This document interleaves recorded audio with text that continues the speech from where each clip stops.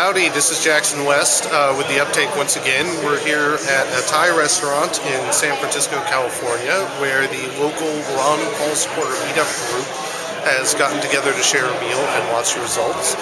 I'm here with Stephanie Burns, who's put together you and I think another person put together the meetup group here in San Francisco.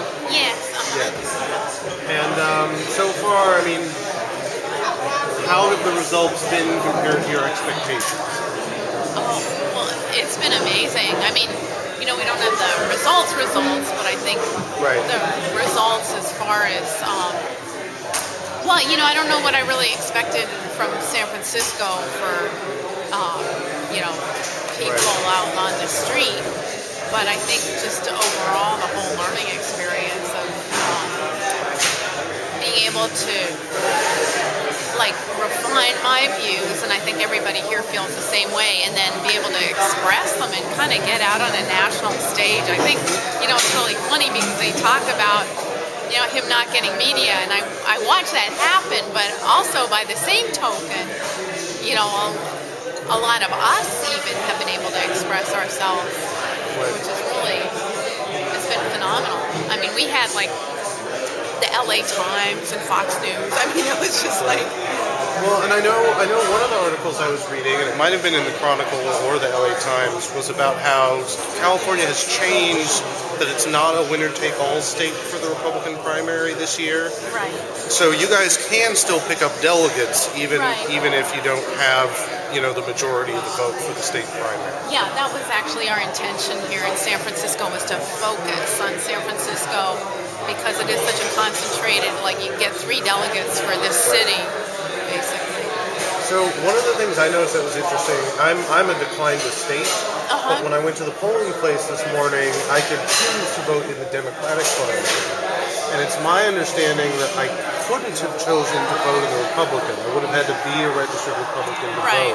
And I know at least one person we spoke to, coming out of the polling station at City Hall today, said he would have been interested in voting for Paul, but because he was registered for another party, he couldn't, because he hadn't, basically changed his affiliation in time, he couldn't actually jump. I mean, do you think, especially because Paul is such an because he's against the war, that there would have been many more Democrats who might have jumped had they been able to switch party relationships more easily?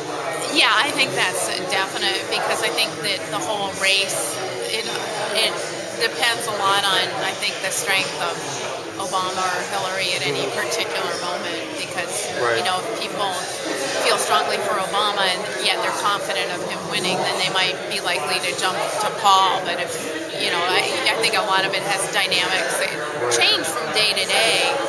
So, yeah, I definitely, and a lot of people, I have friends that they went and they submitted their Republican registration, and then when she went to the polling place, she didn't show up, and so it's a lot of stuff like that just, I think, happens. I don't know if there's any, I'm not saying it's any kind of fraud, but I think that kind of thing will happen.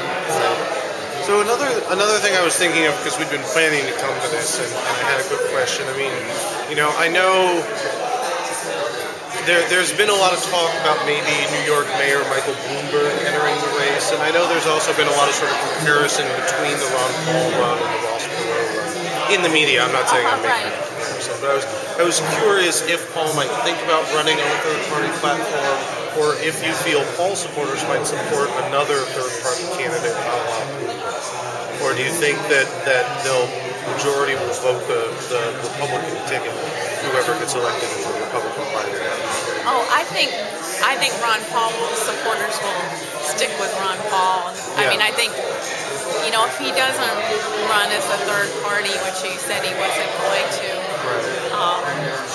if for me, I would just write him in if he didn't get the nomination. And I'll bet a lot of people would do the same. I don't think people will go to another candidate because it's not even so much, he says it's the message, but he carries the message so well. I don't know any other candidate that it wouldn't be like a total compromise. Right. So it's definitely not sort of, where the sort of, the fringe left of the Democrats might have supported, Kucinich or something like that, will still vote, for the Democratic Party. It's much more about Ron Paul himself, his positions and policies, and less about sort of, the big tent Republican Party sort of just having someone that speaks for you in that, or Well, I think Ron it's not a very Paul. clear question. Yeah, no, but it is. Ron Paul captures something that nobody else captures. That's why it's not quite about him, and it is the message, but nobody else, like Kucinich. I mean, I was in a meeting with Kucinich supporters, and, when they talk about just spending and spending and spending, and we're broke.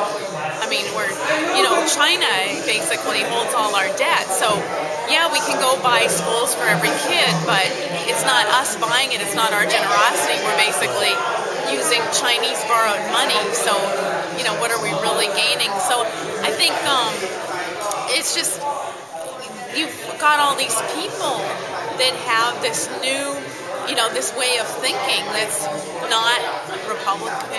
It's not, it may be traditionally Republican, but it's not like this new Republican because it's anti-war, and it's not Democrat because it's not about spending a lot of money that we don't have. So I just think that's why it's like it a won't third fit. way. Yeah, and it's not going to fit into any other little. Great. All right. And so I guess is there what would be your summary of the night so far? What in terms of the ups and downs, like what are you what have you remained excited about tonight, and what might have disappointed you? It's funny because it never really has been for me about this night. I think this is probably the pivotal night of the whole year for the campaign, but and nothing really changes that much for me. I mean, I don't know what the results are going to be in San Francisco, and I'd be very happy, ecstatic if they were really good. So that would. But other than that, it's just all about the message, and I really do see, that my thinking has gotten clearer. I mean, I've grown so much. Other people here have grown so much, and I just think we're going to go on. It's not. This isn't going to be stopped. It is so much bigger than even an election. Great. Well, thank you so much for the time and for the delicious cake. All right. And then it was very good. What's your name? Stephanie Burns. Stephanie Burns. And what's your position? I'm the organizer for the San Francisco Ron Paul meetup. Perfect. And then we have cards as well. And let's get one last talk about the cake. All right? Okay. Sure. Bring up the cake. It's delicious cake. It really is. I love coconut. What can I say? Who chose this cake? Actually, Yasna brought it.